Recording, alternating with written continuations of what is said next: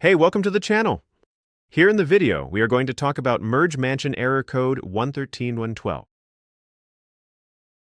Before we proceed, we want to let you know that we used AI for the voiceover and some graphics. However, all the information shared has been manually researched and is not AI generated. As per our research, the error comes when users try to log in but are prevented from doing so.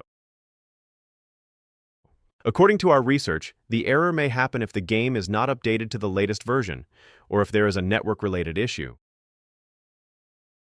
To deal with the error, the first thing we suggest is to update your game manually via your App Store. Simply open your device's App Store and search for Merge Mansion and update the game. Once updated, if your account appears to be changed, go to Player Profile, then select Settings, and then select Looking for Supercell ID, and reconnect your account.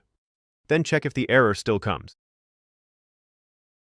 If the error still comes, then try restarting your phone. After restarting, switch your Wi-Fi off and on again. Once reconnected, check for the error. If the error continues, then try connecting over a different network. You can switch to another Wi-Fi network or use mobile data. After switching, launch the game and check if this helps with the error.